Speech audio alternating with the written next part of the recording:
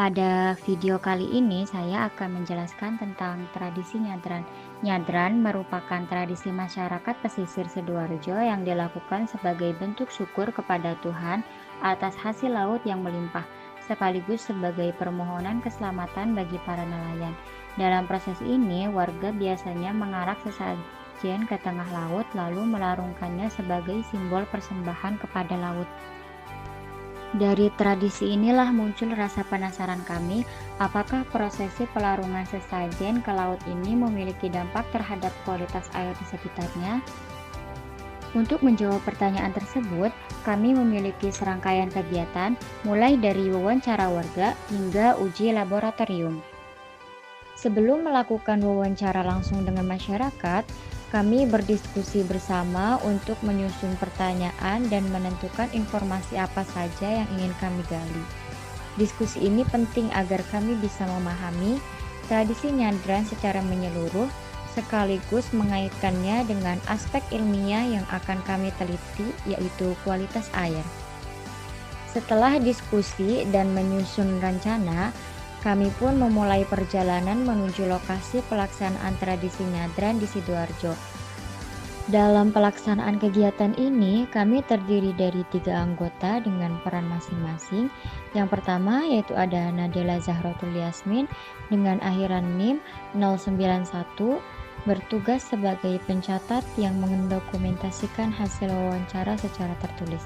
Kemudian ada saya sendiri, Syita Urofiko dengan akhiran NIM 101, bertanggung jawab sebagai pemegang kamera sekaligus pengatur dokumentasi visual selama kegiatan. Dan yang terakhir ada Sefai Afra dengan akhiran NIM 106, berperan sebagai pewawancara yang menyampaikan pertanyaan kepada narasumber dan menggali informasi langsung dari masyarakat setempat. Narasumber dalam wawancara ini adalah Nasrul Ubaidillah, salah satu warga yang memahami pelaksanaan tradisi nyadran di Sidoarjo. Dan inilah cuplikan hasil wawancara kami. Perkenalkan, nama saya Sefai Afra dari Universitas Negeri Surabaya, Prodi S1 Pendidikan Sains. Di sini saya akan melakukan wawancara terkait apa itu tradisi nyadran. Mungkin bisa diperkenalkan dengan siapa? Saya Nasrul Ubaidillah sebagai penduduk pesisir. Baik, mungkin bisa dijelaskan secara singkat apa itu tradisi nyadran? Tradisi nyadran yaitu tradisi turun-temurun berupa doa bersama dan pelarungan sesaji. Sejak kapan tradisi nyadran ini dilaksanakan? Tradisi nyadran ini sudah lama dan menjadi budaya bagi masyarakat sekitar. Mungkin bisa dijelaskan apa tujuan utama dari tradisi nyadran sendiri? Tujuannya yaitu bentuk rasa syukur kita atas hasil laut dan memohon keselamatan dalam melaut. Baik, mungkin bisa dijelaskan bagaimana proses dari tradisi nyadran ini? Ya, yang pertama doa bersama, kemudian pelarungan sesaji berbentuk miniatur perahu, kemudian tumpengan. Siapa saja yang melakukan tradisi nyadran ini? Ya, tentunya komunitas nelayan, kemudian tokoh masyarakat dan warga sekitar. Dalam tradisi nyadran ini kan sering ada pelarungan sesaji ke laut. Mungkin apa dampaknya bagi lingkungan? Ya, kalau kita melarungkan sesaji itu pakai plastik, itu kan dapat merusak ekosistem laut. Mungkin seiring berjalannya waktu ada perubahan bahan sesaji yang digunakan oleh masyarakat setempat. Ada Mbak, ada beberapa komunitas itu yang sekarang melarungkan sesaji itu pakai bahan plastik. Contoh-contoh bahan plastiknya seperti apa? Ya, kalau dulu kan itu pakai miniatur perahunya dari kayu, kemudian pakai tempe. Kalau sekarang kan miniatur perahunya dari plastik, kemudian itu dari nampan plastik gitu. Kalau misalnya tetap menggunakan bahan plastik kan akan merusak ekosistem lingkungan. Nah, bagaimana cara untuk menanggulangi permasalahan tersebut?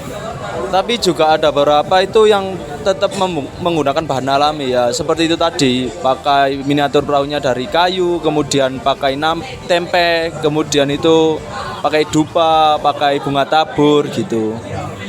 Mungkin ada pandangan yang bertentangan terkait nyadran ini dari agama setempat? Beberapa itu menolak, Mbak. Tetapi ada beberapa juga yang berpendapat kalau tradisi nyadran ini memiliki nilai positif sendiri.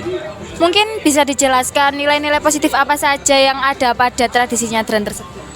Ya, dengan warga setempat ini percaya kalau kita melarungkan sesaji itu dapat memperlancar rezeki.